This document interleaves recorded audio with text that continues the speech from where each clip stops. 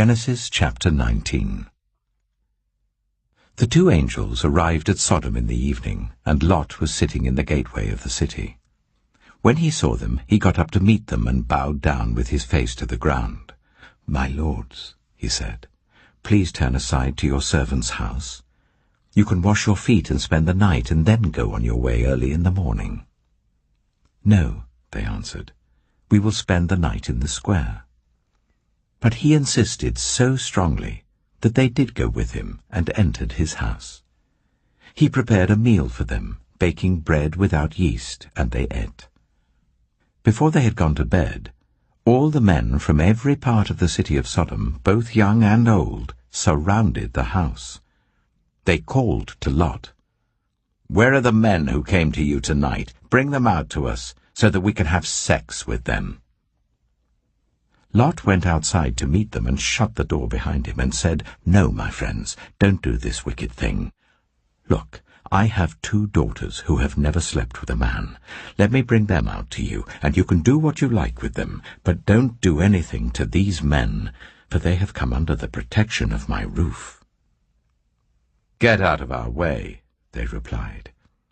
"This fellow came here as a foreigner, and now he wants to play the judge. We'll treat you worse than them." They kept bringing pressure on Lot and moved forward to break down the door. But the men inside reached out and pulled Lot back into the house and shut the door. Then they struck the men who were at the door of the house, young and old, with blindness, so that they could not find the door. The 2 men said to Lot, "Do you have anyone else here? Sons-in-law, sons or daughters, or anyone else in the city who belongs to you? Get them out of here, because we are going to destroy this place. The outcry to the Lord against its people is so great that he has sent us to destroy it." So Lot went out and spoke to his sons-in-law who were pledged to marry his daughters. He said, "Hurry and get out of this place, because the Lord is about to destroy the city." But his sons-in-law thought he was joking. With the coming of dawn, the angels urged Lot, saying, "Hurry! Take your wife and your 2 daughters who are here, or you will be swept away when the city is punished." When he hesitated, the men grasped his hand and the hands of his wife and of his 2 daughters and led them safely out of the city, for the Lord was merciful to them. As soon as they had brought them out, one of them said, "Flee for your lives.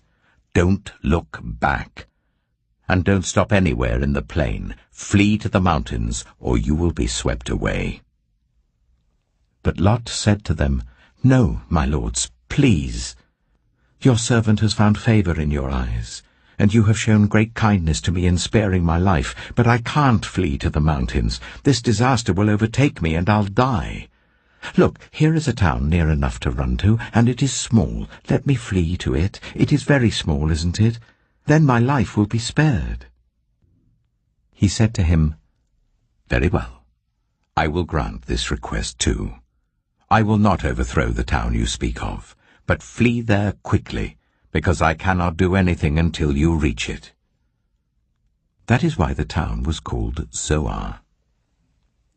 By the time Lot reached Zoar, the sun had risen over the land.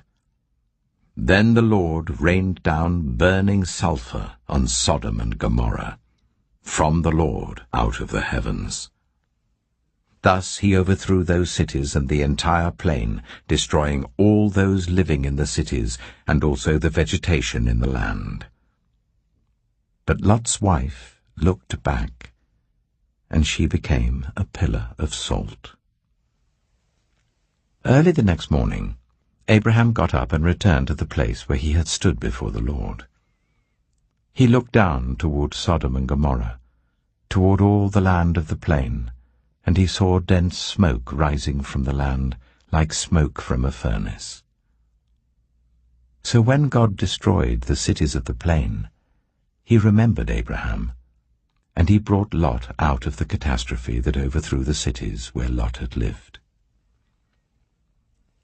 Lot and his 2 daughters left Zoar and settled in the mountains, for he was afraid to stay in Zoar. He and his 2 daughters lived in a cave.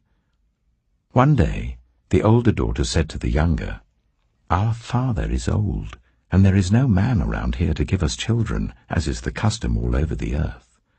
Let's get our father to drink wine, and then sleep with him and preserve our family line through our father."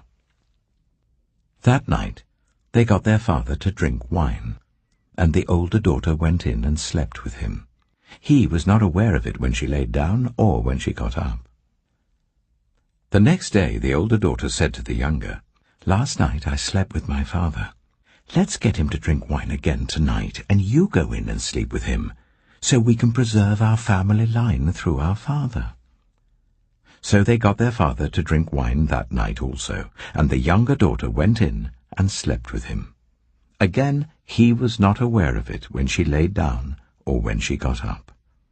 So both of Lot's daughters became pregnant by their father. The older daughter had a son, and she named him Moab. He is the father of the Moabites of today. The younger daughter also had a son, and she named him Ben-Ami.